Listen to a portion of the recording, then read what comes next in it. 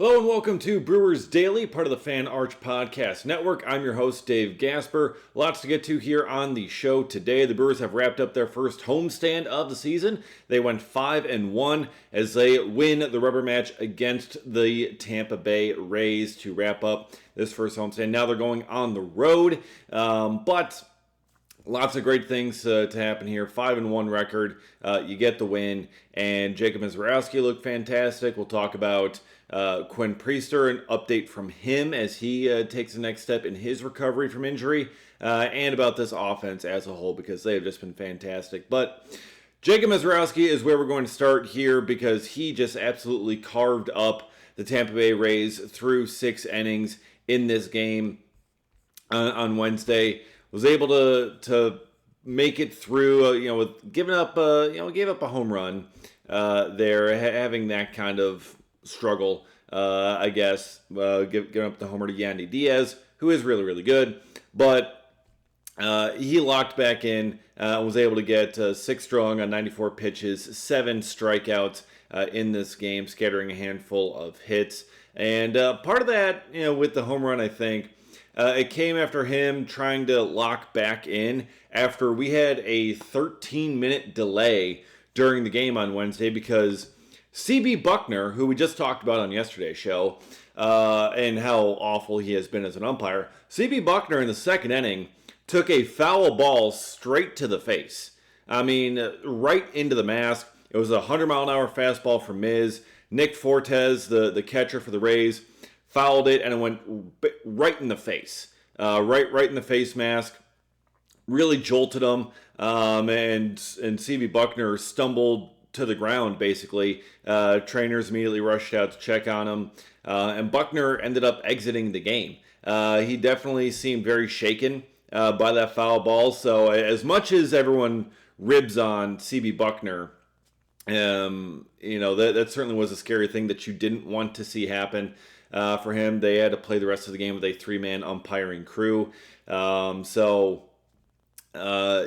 kind of threw things off a little bit in that game happening in the second inning, not only with the umpire crew, but, that's a 13-minute delay for Jacob Misiorowski, where you're standing there, you're not really able to pitch. It's a full, like a half inning and then some that you're sitting there not able to throw a pitch, so it can be hard to stay locked in.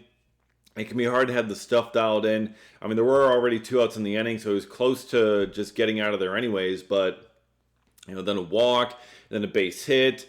He didn't quite seem as dialed in after that event, which, again, is understandable. When you have that kind of 13-minute delay just thrown in there, not able to throw, it's not like you're on offense or anything. So it certainly changed things a little bit, but Misiorowski was able to lock back in. He told us about an inning later. It took him to lock back in after the home run.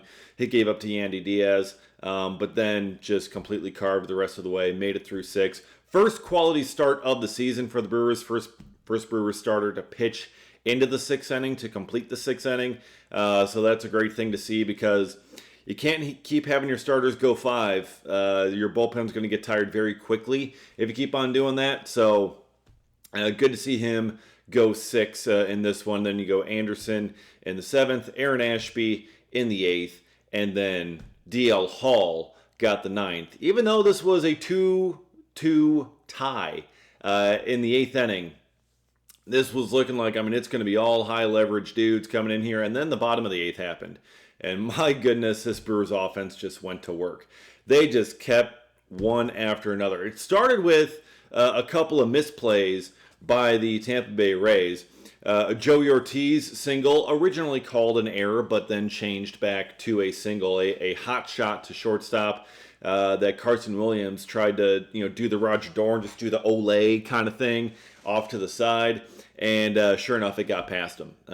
He did the you can't do the Olay stuff. You got to get in front of the ball, as Lou Brown would tell you, but he did not. So ends up being a base hit for Joey Ortiz, and then you get an error by the first baseman, I believe it was, that allows Terang to reach base, and then you move on down the line. You get a base hit from William Contreras to load up the bases.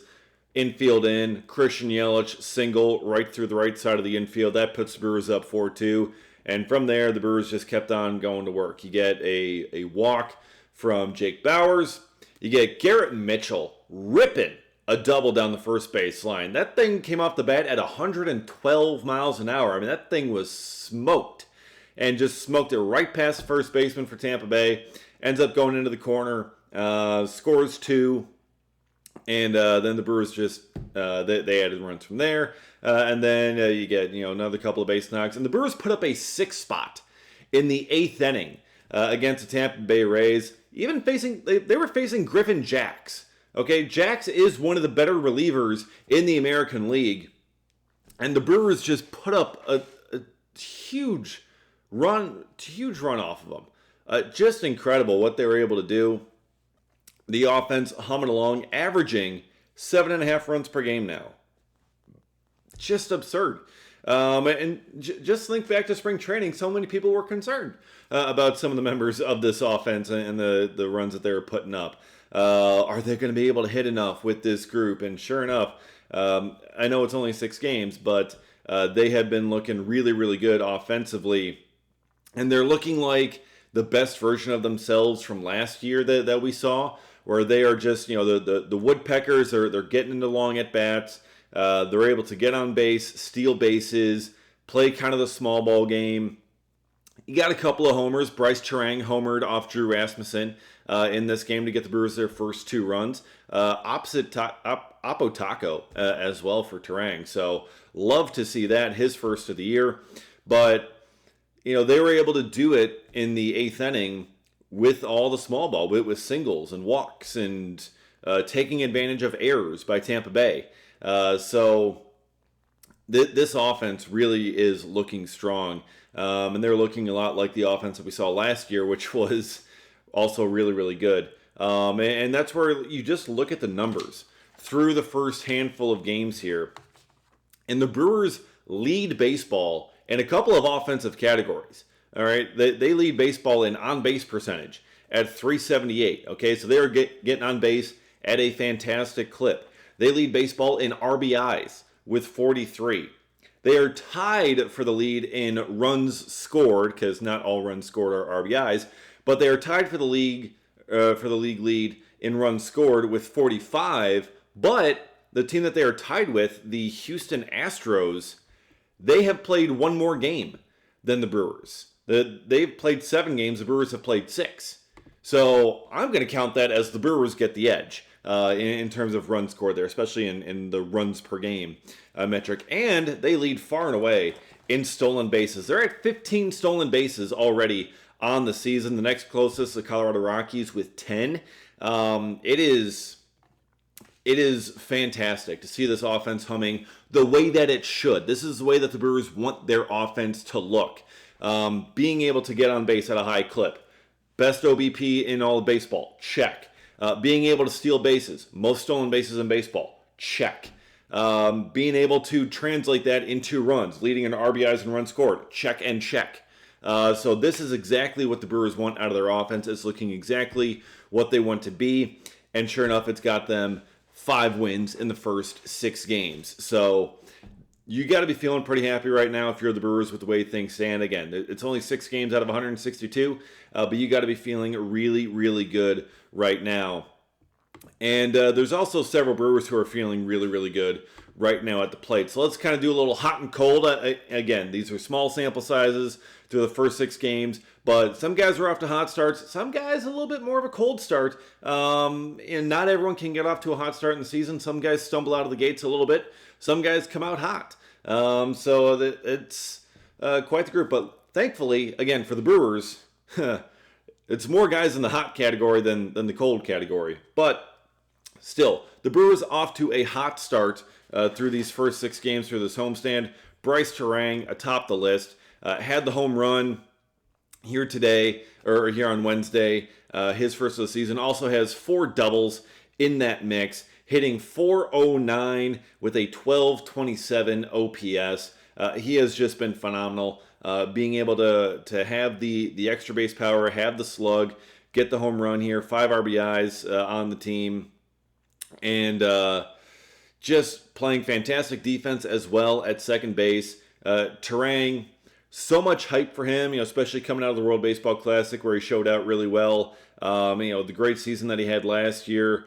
Terang is building upon that even more this year through the first 6 games of the season. He's off to a hot start.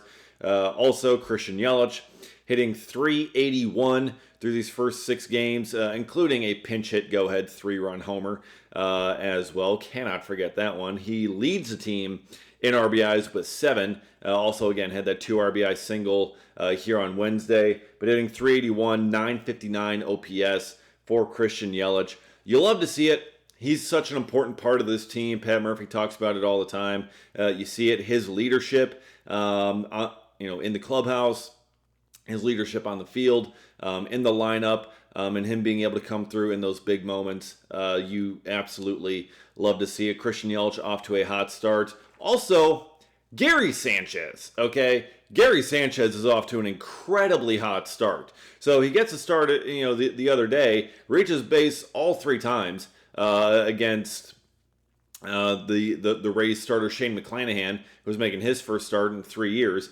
Draws 2 walks and then homers. He's got 2 homers on the season, so he's already tied for the team lead in home runs. Gary Sanchez, in his 3 games, is 3 for 6 with a pair of homers, also a pair of walks, hitting .500 with a 21.25 OPS. Okay, so again, 3 games that he's played in, but still, 6 total ABs, but very productive 6 total ABs for Gary Sanchez. So he's tied for the team lead in home runs. With another guy off to a hot start, this may surprise you, it probably won't. Jake Bauers, 2 home runs on the season, hitting .273 and .849 OPS. Once we continue to establish that he indeed touched first base, which is very important. Jake Bauers having a very strong start to the season. 6 hits, 2 of them home runs, 4 RBIs as well, and a pair of stolen bases. So he's showing off some speed on the base paths as well. So cannot forget Jake Bauers. Joey Ortiz has also had a really strong start here. I know that he has been getting a lot of crap over the offseason, overall of last season, but Joey Ortiz hitting .333 through these first handful of games. It hasn't really had the slug to go with it. Hasn't had the extra base hits, but he did come through with a bases loaded opportunity in his first AB of the year. So he's got a couple of RBIs, got a couple of stolen bases. He's gotten some pretty solid base knocks. So Joey Ortiz looking much better to start this season. And also, our Brad Nelson Award winner, Brandon Lockridge, he's 6 for 15. He's hitting .400 with a .905 OPS for the first handful of games. He's gotten plenty of starting opportunities with Jackson Churio on the injured list. So Brandon Lockridge being able to come through, absolutely a hot start for him. So you love to see that. And now on to the cold side here, a little bit more on the negative side. Some guys off to some cold starts. Obviously, Brandon Sproat is on that list going through this rotation.